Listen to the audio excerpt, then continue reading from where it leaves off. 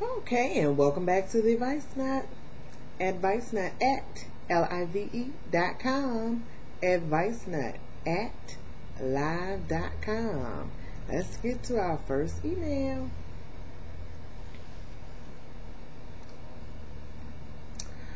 Okay, first email is: my son got a part-time job during the winter break. I told him that he should give me his paycheck and I'll deposit him.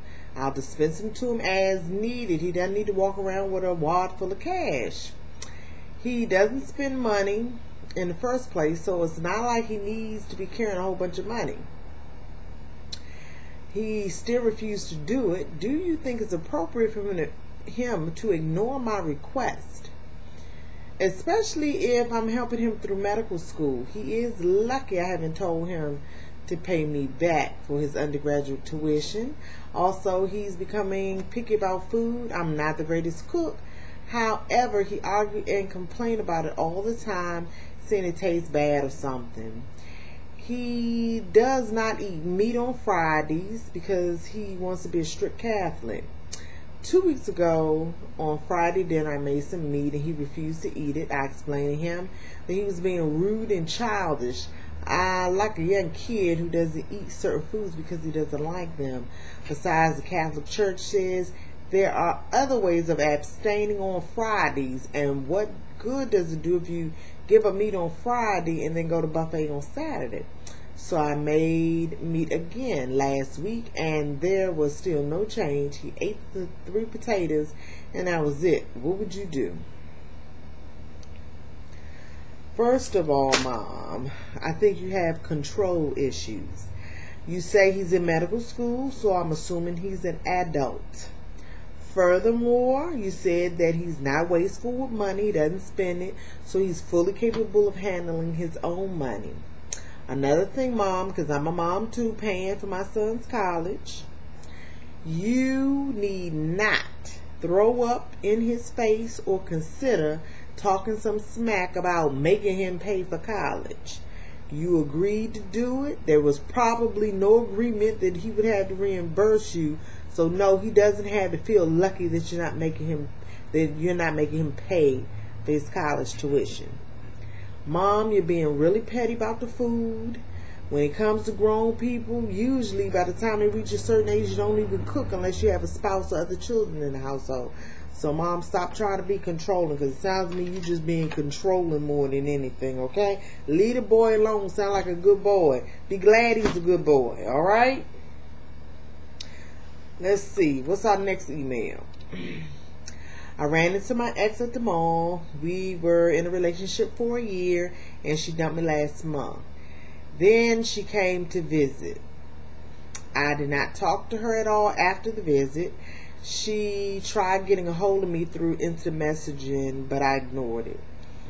I see her walk by me and I ducked. I thought about it for a few minutes before I approached her.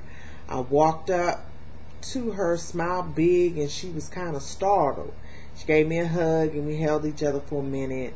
She said, "I've got those shakes that only you can give me." I could feel her trembling. I kissed her hard. We hugged again and I let her go. We talked for like a minute about random crap, and then I turned her away and said, "Well, I gotta go. I'll see you around." I tried to get out of there before it got awkward. I walked away and didn't look back. I feel fine. I don't know why I did what I did. I pretty much hate the girl with all my heart, yet I hope she will call, but I doubt it. Sweetheart, you don't hate her. You're hurt. There's a difference between hurt and hate. Hurt and hate kind of feels like the same when people reject you, but it's hurt. It's not hate, okay? And it sounds to me you're doing what you need to do to get over this young woman. It sounds to me as if you want to avoid her, and that's good. So, don't worry about her contacting you. It sounds to me like you're doing what you got to do. So just stay away from her. It's no problem. There's nothing wrong with it. I can understand somebody not wanting to go on that roller coaster ride again, because it's a roller coaster ride. When you have feelings for someone, they contact you, you contemplating whether you're going to go back with them or not. Don't worry about it. You're doing the right thing now. Okay, let's see. Our last email. I've been with this girl officially for 9 days now. Dating for about a month. She texts me, or I text her almost every day about seeing each other that night. How much we miss each other, and lately we've been agreeing to meet up every night. Things are great, and they don't seem to be stale either for us. Both enjoy each other's company so much, but I'm worried this will cause us to get sick of each other long term. Yeah, this will cause you all to be sick of each other. It will. Well, I'm not going to say it will. Most likely it will. When you see each other every day, all day, talking all day, texting all day, what happens is you get sick of each other.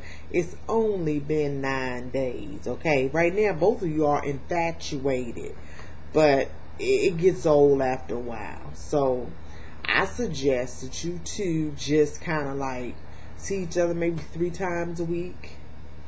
Yeah, you're talking. Just see each other 3 times a week, because it sounds to me as if, yeah, you all will get sick of each other.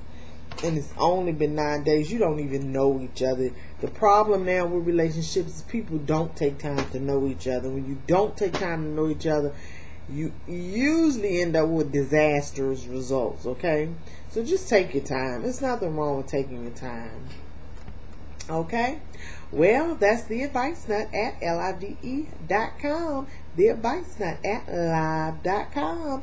Until next time, have a good day.